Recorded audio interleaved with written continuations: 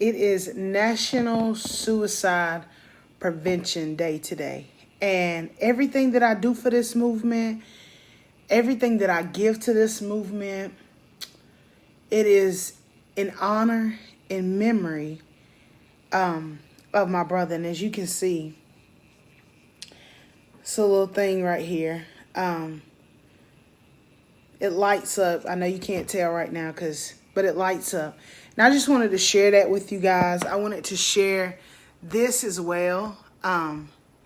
Is another picture that somebody, but suicide is real.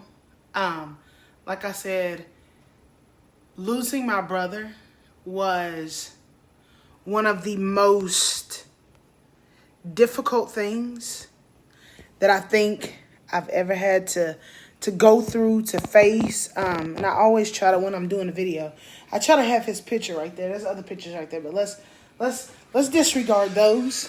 Let's look at him right here. Today is this whole month. Let's talk about this whole month, which is National Suicide Prevention Month. We have to talk about it. We have to get it out there. It is a difficult subject. It is hard. Sometimes people just don't know what to say, don't know how to maneuver through the subject. And I get that and I understand that. But we have to talk about it. Because if you look on the news, if you look, just in different things nowadays, you see that the age is getting younger and younger for people who are committing suicide or having suicidal thoughts. And as parents, as educators, as grandparents, as aunts and uncles, as friends, as cousins, as whomever, we have to stand in the gap and we have to end the stigma that is connected to suicide. And like I've told a lot of people, growing up, we never talked about suicide. It was basically, what I knew about suicide was, if you take your own life, you are going to go to hell. That's what it was. And so I feel like at that time, everybody was afraid to talk about it. At that time, nobody really knew, how can we get help? How can we help others? Nobody really knew, well, I'm really having anxiety. I'm really having depression. I'm really dealing with this, or I'm really dealing with that. And nobody knew, there's medication. Nobody knew it's okay to go see a therapist, a counselor. Nobody understood. Nobody got that it was okay to talk about it. It was okay to put your thoughts out there. It was okay to let somebody know how you were feeling, that it was okay to discuss depression, mental illness in general with each other. And so I feel like a lot of times people have held back from talking about mental illness or whatever it may be because, I don't even know what you said. Oh, okay. They've held back because of how they've been viewed, or how they feel they're going to be viewed, or how they feel like somebody is going to attack them or tell them, oh, just get over it. But it's not so simple. If people could only get over it, don't you think they would just flip the switch on and flip the switch off, and they would never flip the switch back on? But it's real. And so there have been many people I know who have been, I had a girl yesterday and she just came on here and said, hey, and I'm only sharing her part with you because she shared it with me yesterday. Like, she wrote it under my status. Miss Watkins, she said back in 2014, I think it was, that she took 45, not 4, not 5, but 45 Tylenol PM. And she's still here. Do you know how blessed and how amazing her testimony and how her story is? Because she took 45 Tylenol PM because she wanted her life to be over. And I was just amazed at her testimony and how she was able in 2020 to talk about it and tell other people, and bring awareness to people that suicide is so real. Suicide is the truth. Suicide is what it is. And if you out there are dealing with depression, if you are, you just don't know what to do, don't know what to say, don't know who to talk to, please, please, please, please find somebody that you can share your thoughts with. Find somebody that if they can't help you, they are willing to find somebody that can help you, because sometimes people can't help you. That's just, they don't have the means to help you. But then there are times when they can send you and put you in the hands of the right person. So please reach out. This is why I go so hard for this movement, because it's real. And having suicidal thoughts can be one of the worst things in the world, because you feel broken, you feel empty, you feel lost, you feel confused, you feel sad, you feel depressed, you feel down and out.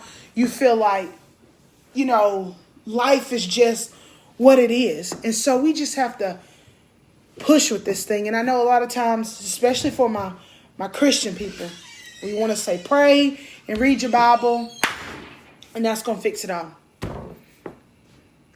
It's not that simple. It's not that simple. It's great to do those things, but when mentally you are not even in a place where you can pray and say, God, take this anger, take this frustration, take this depression, take this everything that I'm feeling right now away from me. What do you think? Instead of saying, you know what, we're going to pray, we're going to read our Bible, we're going to talk about this thing, we're going to let you see a therapist, we're going to get you medication if that's what you need. We have to do that. Stop telling people to get over it. Stop telling people tomorrow's a brand new day. Stop telling people, oh, well, you got it good, you got this job, and your kids are doing well. That's great and fantastic. But the bottom line is, suicide is real. And I'm going to continue to talk about it. For one, because I know it's important. Number two, because this guy right here is forever in our hearts. And if I just could have possibly started the movement a couple months before losing my brother, how different things may have been. But I definitely do this in honor and memory of him. That was this movement. After he passed away, I prayed and I prayed and I prayed for months, from February until July, when God gave me this movement. Because I wanted to do something. I knew that people were crying out. I knew even before losing my brother that people wanted help, that people were seeking something that couldn't be found, that people were crying out. And nobody was listening. Nobody was opening their ears. Nobody was opening their hearts. Nobody was opening their minds to what was happening. But I just ask you guys today, take a moment of silence for somebody that you've lost to suicide, or somebody you know, or just a moment of silence today for those lives that have been lost to suicide. So we're going to pause for a little bit, just for a moment of silence, for those who have been lost to suicide.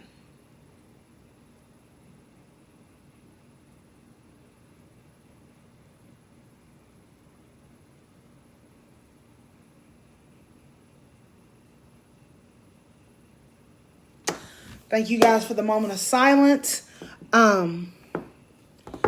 It's real. I can't tell you that it's not real. I can't sit here and fake the funk. I can't sit here and say, oh, it's going to get easier. We're going to end the stigma. We're going to save some lives.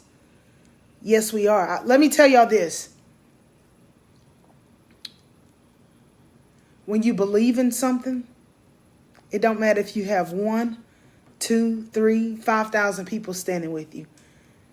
When it's time to go and it's time to flourish and it's time to do these things, God makes it all possible. And I know I've been doing this since July 14, 2015. And here we are, September 10th, 2020. I know who's been supporting me.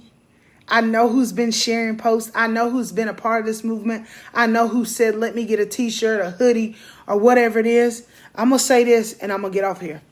I'll be contacting you about what we can do because you're in Rutherford County. And so we can partner up and do some things that I would like to do. This COVID has kind of slid some things back. We didn't get to have our camp and all that. But I'll be contacting you for us to set up and get some stuff going. Even if just one day I have you come on and do a video about your testimony, because I think it's so amazing and I think people need to hear it. I mean, that's real deal, real talk. But a friend of mine, I went to high school with her, and she's not on here, I don't think right now. But she lost her parents to her father took her mother's life, and then he took his life. And for a long time, she said she couldn't talk about it. But she said the more she kept watching the videos that I posted, she realized her sharing her story, her talking about how she got through, her talking about how things changed for her and her siblings and how they had to continue to grow with no parents. She said that changed how she looked at things and how she was able to talk more. So long story short, her and her family, they've got t-shirts from me that say, I am somebody. And she said the other day she was in Dick's Sporting Goods in Morganton, North Carolina. And there was a young man working. And I'm going to share this message with you guys later, what she shared with me. I'm just going to post it. But she said the guy kind of looked at their shirts and was like, you know, what's that about? What does that mean? And she said it meant so much to her just to be able to share what I Am Somebody meant with somebody who then told her that 2 years ago, his 11-year-old brother wanted to kill himself.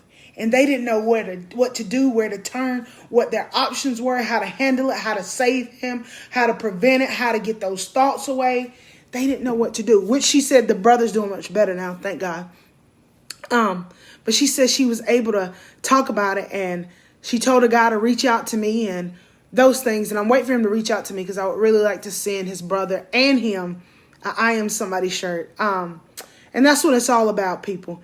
This is real. This is a movement. We must talk about it. We must be about it. We must share it. We must spread it. And it's not about me. And I think a lot of times that gets in because they see me doing it. And so they like, I don't want to share anything that Brittany's doing. I don't want to, because it's going to boost her name. But it's not about my name being boosted. I'm not even using my name as I Am Somebody. Yes, people attach I Am Somebody to me because I'm the face behind it. But it's not about me. And I'm going to say this and I'm going to get off here.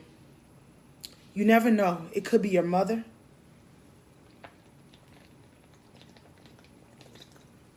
It could be your father. It could be your child.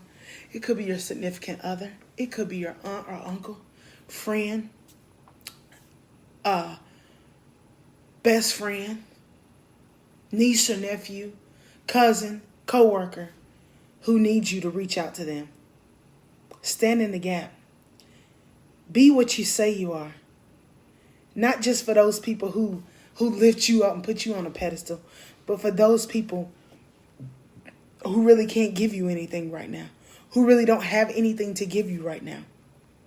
Take time for them. Take time to love on them. Take time to encourage them. Take time to lift people up. Take time to push people and stand with people until they can get on their feet. This movement is real. I don't play with it. I don't joke with it. I do it because I know there's something God has given me. And if I sit down, if I slack on it because there's lack of support, there's lack of this, there's lack of that, then I'll be failing. And I don't want to fail.